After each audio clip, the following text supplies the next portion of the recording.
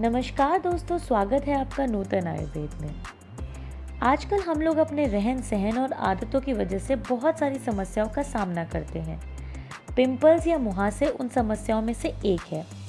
हम चाहे कितने भी फेस पैक लगा लें, कितनी भी दवाइयाँ खा लें, पर कुछ नहीं होता है, क्योंकि ये समस्या बाहर की नहीं है, ये शरीर के अंदर की समस्या है। तो इसका हल क्या है? किसी भी समस्या का हल ढूंढने के लिए सबसे पहले ये ज़रूरी है कि हम उसका कारण जान लें। पिंपल्स होने का मुख्य कारण है शरीर में बढ़ी हुई गर्मी। जी हाँ, जब किसी व्यक्ति के शरीर में गर्मी बढ़ जाती है यानी पित्त बढ़ जाता है तो उसे यह समस्या आती है। तो अब पिंपल से कैसे छुटकारा पाया जाए? आप कहेंगे कि अगर अंदर की समस्या है तो हमें दवाइयाँ खा लेनी चाहिए। अगर आप एलोपैथिक की दवाइयाँ खाएंगे यानी टैबलेट्स खाएंगे तो कुछ भी फ़ायदा नहीं होगा, क्योंकि जैसा मैंने आपको कहा कि ये एक शरीर के अंदर की समस्या है और एलोपैथिक दवाइयाँ इसको कुछ टाइम के लिए रोक सकती हैं, कुछ टाइम के लिए सप्रेस कर सकती हैं। आप फेस पर कुछ लगाएंगे तो पिंपल्स कुछ टाइम के लिए जा सकते हैं, पर हमेशा के लिए नहीं जाएंगे। जैसे ही आप दवाइयाँ खाना बंद करेंगे या क्रीम्स लगाना बंद करेंगे तो दोबारा से पिंपल्स आ जाएंगे। तो अब इसका हल क्या है, हम इसके बारे में बात करते हैं। आज इस वीडियो में हम ऐसी 5 चीज़ों के बारे में आपको बताने वाले हैं कि अगर आप उन चीज़ों को अपनाते हैं तो पिंपल से आपको हमेशा के लिए छुटकारा मिल जाएगा। नंबर 1 पर आता है पानी यानी वाटर। मानव शरीर 5 तत्वों से मिलकर बना हुआ है, जिसमें से एक है जल यानी वाटर, जो कि बहुत ज़्यादा महत्वपूर्ण होता है। और ये तो बात आपको पता ही होगी कि ह्यूमन बॉडी 70% वाटर से मिलकर बनी हुई है, यानी 70% पानी होता है। इसलिए हमें सुबह उठकर कम से कम 3 ग्लास पानी पीना चाहिए और पूरा दिन जितना हो सके हमें खुद को हाइड्रेट रखना चाहिए, यानी पानी पीना चाहिए। क्योंकि एक तो पानी गर्मी को शांत करता है, जो भी हमारे शरीर में गर्मी है उसको शांत करता है, साथ में जितने भी टॉक्सिन्स यानी हानिकारक पदार्थ हैं उनको भी शरीर से बाहर करता है, जिससे पिंपल्स भी ठीक हो जाते हैं। नंबर 2 पर आती हैं ईटिंग हैबिट्स यानी खान पान। हम क्या खाते हैं और कब खाते हैं, इसका हमारे शरीर पर बहुत गहरा प्रभाव पड़ता है। क्योंकि शरीर में गर्मी बढ़ी हुई है यानी पित्त है, तो ऐसी चीज़ें नहीं खानी हैं जिससे शरीर में गर्मी और ज़्यादा बढ़ जाए, जैसे कि गर्म सब्जियां या कोई गर्म फल, जैसे कि चीकू, पपीता, जितने भी ये गर्म फल होते हैं। अगर आप प्याज भी ज़्यादा खाएंगे तो उससे भी आपके शरीर में पित्त बढ़ जाएगा। और भी बहुत सारी गर्म चीज़ें हैं, जैसे कि चाय, कॉफ़ी। अगर आपके शरीर में बहुत ज़्यादा गर्मी बढ़ी हुई है, बहुत ज़्यादा पिंपल्स हो रहे हैं, तो चाय, कॉफ़ी भी बिल्कुल ना पिएं। आप कोई भी नॉन वेज चीज़ें भी ना खाएं, जैसे कि एग या मीट, या ज़्यादा मिर्च मसाले भी ना खाएं। कोई भी ड्राई फ्रूट्स हैं जो कि गर्म होते हैं, उन्हें भी ना खाएं। अगर खाना चाहते भी हैं तो पहले उनको भिगो लें और उसके बाद ही खाएं। खट्टी चीज़ों से भी आपको परहेज़ करना होगा, जैसे कि खट्टी दही या कोई भी और खट्टी चीज़ें हैं, वो आपको बिल्कुल नहीं खानी है, क्योंकि उससे शरीर में गर्मी बढ़ जाती है। खट्टी चीज़ों में आप आंवला खा सकते हैं, क्योंकि आंवला से कोई दिक्कत नहीं होती है। कोई भी आपको फास्ट फूड्स नहीं खाने हैं, कोई भी बाहर की चीज़ें नहीं खानी हैं, कोई मैदे से बनी हुई चीज़ें नहीं खानी हैं, कोई भी तली हुई चीज़ें नहीं खानी हैं। आपको सीधा सात्विक खाना खाना है, क्योंकि जब हम ये चीज़ें खाते हैं तो हमारे पेट में गर्मी बढ़ जाती है। एक तो अपनी डाइट को आपको टाइम से खाना चाहिए, नियम से आपको अपना खाना खाना चाहिए, और कम से कम एक टाइम कच्ची सब्जियां और फल खाने चाहिए, क्योंकि जो कच्ची सब्जियां या फल होते हैं वो बहुत जल्दी पच जाते हैं, बहुत जल्दी डाइजेस्ट हो जाते हैं, जिससे पेट में कब्ज़ जैसी समस्याएं भी नहीं होती हैं। क्योंकि जब हमारे पेट में कब्ज़ होता है, पेट सही से साफ़ नहीं होता है, तो पेट में गर्मी बढ़ जाती है, जिससे शरीर में गर्मी बढ़ जाती है और पिंपल्स जैसी समस्याएं आती हैं। इसलिए शरीर की गर्मी शांत रखना और साथ साथ में पेट को साफ रखना भी ज़रूरी है। इसलिए हमें सात्विक चीज़ें खानी चाहिए। अब हमें क्या क्या चीज़ें खानी चाहिए, कैसा हमारा खाना होना चाहिए, अगर आप इसके बारे में जानना चाहते हैं तो उसकी वीडियो हम ऑलरेडी बना चुके हैं, उसका लिंक हम डिस्क्रिप्शन में दे देंगे, आप वहाँ जाके ज़रूर देख लें। अब बात करते हैं तीसरे पॉइंट की, जो कि है रूटीन यानी दिनचर्या।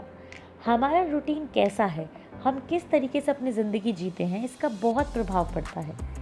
अगर हमारी दिनचर्या नियमित होगी तो आधे से ज़्यादा बीमारियां तो ऐसे ही ख़त्म हो जाएंगी और पिंपल्स तो बिल्कुल ही नहीं रहेंगे। हमें सुबह जल्दी उठना चाहिए और रात को जल्दी ही सो जाना चाहिए। अगर हम रात को देर तक जागते हैं या फिर हम सुबह देर तक सोते हैं तो हमारे शरीर में पित्त की वृद्धि होती है, यानी हमारे शरीर में गर्मी बहुत ज़्यादा बढ़ जाती है, जिस वजह से हमें पिंपल जैसी समस्या देखने को मिलती है। इसलिए बहुत ज़रूरी है कि हम टाइम से सोएं और टाइम से उठ भी जाएं। अब बात करते हैं पॉइंट नंबर 4 के बारे में, जो कि है आयुर्वेदिक उपचार। अगर आप पहले बताए गए तीनों पॉइंट्स फॉलो करते हैं तो आपके लिए ये भी ज़रूरी है कि आप कुछ उपचार भी लें, यानी कुछ औषधियाँ भी लें, ताकि आपके पिंपल्स जल्दी से जल्दी ठीक हो सकें, आपके शरीर की गर्मी जल्दी से जल्दी शांत हो जाए। तो हम इसके बारे में ही बात करते हैं। सबसे पहली औषधि आती है दूब घास। दूब घास एक ठंडी घास होती है जो कि शरीर की गर्मी को शांत करने के लिए बहुत ही अच्छी होती है। तो आप चाहें तो दूब घास को सुखा सकते हैं और सुखाकर उसका चूर्ण बना सकते हैं। चाहें तो दूब घास का ताज़ा रस भी बना सकते हैं। अगर आप दूब घास का रस बनाना चाहते हैं तो उसके लिए आपको क्या करना होगा, आप दूब घास लेकर आइए, उसको अच्छी तरीके से धो लीजिए और उसके बाद मिक्सी में उसको डाल दीजिए, थोड़ा पानी डाल दीजिए और मिक्सी को चला दीजिए। उसके बाद एक पेस्ट बन जाएगा। अब उस पेस्ट को एक कॉटन के कपड़े से निचोड़ लीजिए। निचोड़ने के बाद जो नीचे रस निकलेगा वो बन जाएगा आपका दूब घास का रस। अब आपको वो लेना है। अगर आपने चूर्ण बनाई है तो वो आपको एक एक चम्मच सुबह शाम लेनी है पानी के साथ में। अगर आपने रस बनाया है तो वो आपको 70 ml लेना है सुबह शाम। दूसरे उपचार में आप जीरा, धनिया और सौंफ समान मात्रा में लें, यानी सेम क्वांटिटी में लें और इन तीनों को मिलाकर पीस लें। इनको पीसने के बाद इनका एक चूर्ण बन जाएगा। अब उस चूर्ण में से 1 चम्मच सुबह लें और 1 चम्मच शाम लें पानी के साथ। तीसरी औषधि है पालक का रस। पालक के रस के बहुत सारे फायदे हैं। पहली चीज़ तो ये कि ये शरीर की गर्मी को शांत करेगा और पिंपल्स को दूर करेगा। दूसरी चीज़ ये कि पालक का रस पीने से जो हमारा डाइजेशन होता है, पाचन होता है, वो बहुत अच्छा हो जाता है। और तीसरी और बहुत महत्वपूर्ण चीज़ ये है कि पालक में बहुत ज़्यादा मात्रा में आयरन पाया जाता है। तो अगर हम पालक का जूस पिएंगे तो अगर हमारे शरीर में आयरन की कमी है, खून की कमी है, तो वो भी सही हो जाएगी। चौथी औषधि है गिलोय। गिलोय एक तो ठंडी तासीर की होती है, तो शरीर की गर्मी को शांत करती है। दूसरी चीज़ ये कि गिलोय से जो हमारी बॉडी में टॉक्सिन्स होते हैं, हानिकारक चीज़ें होती हैं, वो सब बाहर आ जाती हैं। तो ये शरीर को साफ़ करने का भी काम करती है, जिससे पिंपल्स दूर होते हैं। पांचवा पॉइंट है एक्सटर्नल स्किन केयर, यानी त्वचा की बाहर से देखरेख। शरीर को अंदर से साफ और शांत रखने के साथ ये भी ज़रूरी है कि हम बाहर से भी अपने आप को साफ रखें और अच्छा रखें। आपको सबसे पहले ये जानने की ज़रूरत है कि आपका स्किन टाइप क्या है। क्या आपकी स्किन ड्राई यानी रूखी है या ऑयली है? अगर आपकी स्किन ड्राई है तो आपको साबुन का कम से कम इस्तेमाल करना चाहिए। अगर आप घर से बाहर जाते हैं जिस वजह से आपके चेहरे पर डस्ट आ जाती है, तो आप कभी कभार फेस वॉश या साबुन का इस्तेमाल कर सकते हैं। वो भी ऐसे साबुन या फेस वॉश का इस्तेमाल करें जिनमें कम केमिकल्स हों। अगर आप चेहरे को अच्छे से साफ़ करना चाहते हैं तो आप बिना साबुन के भी कर सकते हैं। आप पहले गुनगुने पानी से अपना चेहरा धोएं, उसके बाद ठंडे पानी या नॉर्मल पानी से अपने चेहरे को धोएं। तो उससे क्या होगा कि जितनी भी डस्ट है वो निकल जाएगी। आप एक दिन छोड़ के एक दिन यानी ऑल्टरनेट डेज पे साबुन का इस्तेमाल करें। अगर आपकी स्किन ऑयली है तो भी ज़्यादा साबुन का इस्तेमाल ना करें। अगर बहुत ज़्यादा ज़रूरी है तो दिन में एक बार कर सकते हैं, पर कोशिश करें कि जो भी साबुन इस्तेमाल करें या फेस वॉश इस्तेमाल करें उसमें कम से कम केमिकल्स हो। आप चाहें तो साबुन की जगह मुल्तानी मिट्टी से अपने चेहरे को धो सकते हैं, उससे ऑयल और डस्ट भी निकल जाती है।